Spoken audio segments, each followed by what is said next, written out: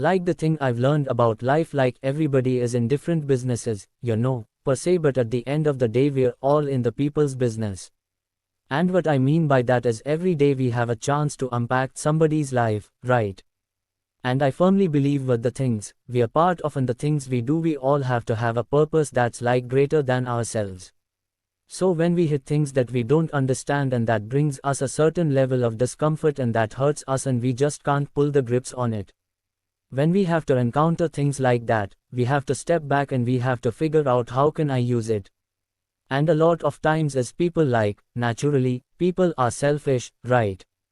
And what I mean by that is they approve situations, and they say, what can I extract from this situation and how can it benefit me? But the moment that individual shifts their perspective and shift their mentality and shift their attitude. For me, the weed that is the moment that individual becomes literally dangerous, because now an individual is attached to purpose and mission, and when you have an individual that's attached, your purpose and mission, it's not too many things that's gonna stop. You see, my football career ended. But my reason for why I live my life and never did, I just had a paralyzed right on in hand. My mentality wasn't paralyzed. My spirit was imperiling, my drive wasn't, my dedication wasn't, my commit wasn't, I was the same man. I just had an extra boost of energy for why I left my life. I wear this as a badge of honor every single day to adversity, the opposition that life sent to break me. I wear it as a badge of autumn because I understand every day of my life I represent something. It's just like every individual in this room. Every company, every brand, when people see you, they think something where we always losing. Those people, we see him coming, we are like, oh, hey, come the scrap baby. No, they're whining about something. And then we've all seen those people where we say, man, where you been, brother, needing to see you, man. How can we be those type of people in our companies and our families, and the things that we are connected to me? Those people, that's impressive, a breath of fresh air, man. How can we be those people that live life with passion and compassion? How can we be those people when we ask people questions, we don't just listen what the intent reply, but we actually listen what the intent to understand? How can we be those people that understand everybody that comes across our path and come across our path for a reason? And so when we approach them, we listen and we share a little bit of love, and we want to leave them a little bit different. I gotta never forget, I talked to the guy that I encountered the hit with that left my arm like this and that changed my life. I'll never forget. I talked to him, call me, and he played for the University of Air Force, obviously, and he just so happened to be from Atlanta, and it caused me, and I picked up the phone. It was about a year and a half after my incident happened. This guy's crying his eyes and he says to me as he's crying, I'm sorry. He said, I didn't have a shot at the NFL. Say you did. He said, I felt as if I messed your life, and I said to him, thank you. Stop crying. He said, what do you mean? Thank you. I said, I'm saying thank you because that this incident didn't happen. I wish to say that I would be the man that I now was, to say that I would be the father, was to say that I would have the perspective that I have not done. My perspective was bad before adversity. It's all about perspective. It's never about what we go through. It's how we view what we go through. And when I told him, thank you, the reason he didn't understand, it is not so much about a story, right?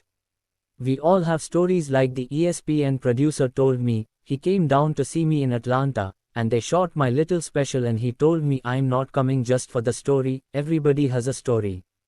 He said, I'm coming because I can't understand your perspective, and I can't understand how you can be thankful for something that brings a lot of people pain, and they just can't understand. I can't understand how you're thankful for something that a lot of people can't even process, and they were using it as an excuse. And I said, you probably can't understand it because you don't live life the way that I live it every single day. I wake up, the only thing I need is a breath of fresh air. That's it. I don't need a reward. I don't need a product. I don't need. And the only thing I need is wrapped in my body in every single day. I'm gonna wake up and I'm gonna live life for the right reason, and I'm gonna live life with the right way. I'm live life with passion, with love and compassion, because when I almost lost my life, that shade went up and it made me realize what life was really about. And at the end of the day, I think we all know It's not about anything superficial materialistic. We've all experienced that. We've all got that new car in 3 days later. It's just a new car. Then we done something for a family at Christmas, and why did it feel better when we did something for a family at Christmas? Then when we did something for ourselves, because life is attached to grow and life is attached to service, and what that service is a serving, something that serves a lot greater purpose than just ourselves. And I'm reminded of a story about two gentlemen, very wealthy, ran companies, very wealthy. They ended up internally ill. They put him in this facility. The guys were in this facility would come out every single day in the common area and we'll have fun. They would do their thing and they would put them in the room. They would eat, they would drink, and so, one of the guys, he asked the nurse, she said, "Hey nurse, can you put me in a room with that guy? Really like him, man, we're having a great time. We're hitting it off." She said sure. She put him in the same room. "So you bring him something water soon.